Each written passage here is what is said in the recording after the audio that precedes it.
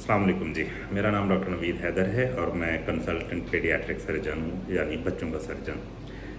आज हमारी वीडियो का टॉपिक काफ़ी कॉमन भी है और काफ़ी लोगों में परेशानी का बायस भी बनता है, जिसको आम ज़ुबान में हम तंदवा कहते हैं और इंग्लिश में उसको टंग टाई कहा जाता है और मेडिकली हम उसको अंकाइलोग्लोसिया कहते हैं।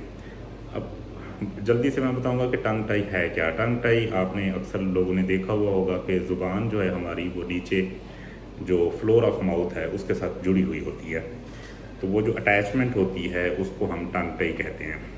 पता कैसे चलता है इसका? एक तो एग्जामिनेशन पे पता चलता है, दूसरा ये कि बच्चा अपनी ज़ुबान बाहर नहीं निकाल सकता पूरी, जो नीचे वाले दांत हैं उनसे आगे ज़ुबान नहीं जाती। तीसरा ये कि ज़ुबान जब निकालने की कोशिश करते हैं, बच्चे मूव करते हैं, तो ज़ुबान के दरमियान में एक डिप्रेशन सा बन जाता है, एक स्लिट सी बन जाती है, एक हार्ट शेप कह लें कि ज़ुबान बन जाती है। बाई बर्थ प्रॉब्लम होता है और इसके होने की कोई बहुत मेजर वजूहत नहीं है जिनको हम कह सकें कि ये रीज़न है इसकी। हाँ, ये है कि जेनेटिक्स में होता है, सम टाइम फादर को है तो बच्चे को होगा, मदर को है तो बच्चे को होगा। जेनेटिक्स इसकी एसोसिएशन होती है, अदरवाइज़ इसकी कोई बहुत ज़्यादा सिग्निफिकेंट या जिसको कहना चाहिए कि मेडिकली नोन रीज़न्स नहीं है कि क्यों होती है। अब अगर टंग टाई हो गया है बच्चे को या बाई बर्थ बच्चा पैदा हुआ, आपने देखा कि टंग टाई है, तो उसकी मसले क्या होंगे बच्चे के साथ? देखें, बर्थ के बाद अगर तो टंग टाई ज़्यादा सीवियर है, क्योंकि इसकी टाइप्स होती हैं, कुछ थोड़ा सा होता है, कुछ ज़्यादा होता है, कुछ बहुत ही सीवियर होता है। सीवियर अगर टंग टाई है तो बच्चे को फीडिंग में प्रॉब्लम होती है, ख़ासतौर पे मदर फीड जो बच्चा सक करता है तो सकिंग में बच्चे को प्रॉब्लम होती है। तो उस एज पे तो सिर्फ यही प्रॉब्लम होती है और उसके बाद फिर लेटर ऑन बच्चे की स्पीच अफेक्ट होती है। बच्चा बोलने में कुछ अल्फाज जो हैं उनकी अदायगी सही से अदा नहीं कर पाता। जैसे हम वो अल्फाज जिसमें ज़ुबान हमारी मूव करती है या ज़ुबान ऊपर तालू पे जाके लगती है, तो उन अल्फाज की अदायगी में प्रॉब्लम होती है। मिसाल के तौर पर मैं कहूँ कि जैसे हम अल्लाह बोलते हैं, अल्लाह में लाम बोलते हुए ज़ुबान हमारी ऊपर जाती है। या इंग्लिश में कह दें तो इंग्लिश में बहुत सारे लफ्ज़ हैं, डी है, एन है, तो इस तरह के अल्फाज जो हैं जिनमें ज़ुबान की मूवमेंट होनी है और स्पेशली ज़ुबान ऊपर जाके तालू पे लगनी है, उन अल्फाज की अदायगी में मसला होता है। देखें, बच्चा ना बोले वो एक और रीज़न होती है। टंग टाई वाले बच्चे बोलते हैं, तोतलापन हो सकता है, कुछ अल्फाज सही से अदा नहीं कर सकते। तो पहला प्रॉब्लम हो गया कि बच्चे को फीडिंग में प्रॉब्लम होती है। दूसरा यह है कि बच्चे की कुछ स्पीच में प्रॉब्लम हो सकती हैं।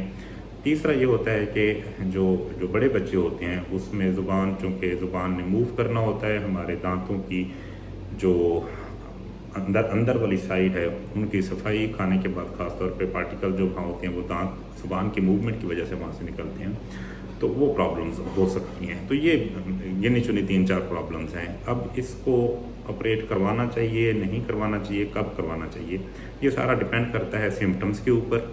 और दूसरा है कि पेरेंट्स कितने परेशान हैं टंग टाई को लेके।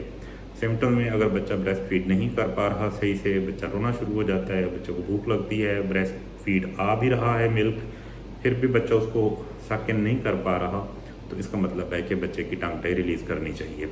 अगर टंग टाई ज़्यादा थिक है, सीवियर है, ज़ुबान बिल्कुल मूव नहीं करती, तो फिर उस सूरत में भी टंग टाई रिमूव करनी चाहिए। या तीसरा ये है कि बच्चा डिलेड स्पीच के साथ स्पीच थेरेपिस्ट के पास गया और स्पीच थेरेपिस्ट ये समझते हैं कि टंग टाई अगर इसकी रिलीज़ हो जाए तो इसकी स्पीच जल्दी अचीव हो जाएगी, तो उस सूरत में भी हम टंग टाई रिलीज़ कर देते हैं।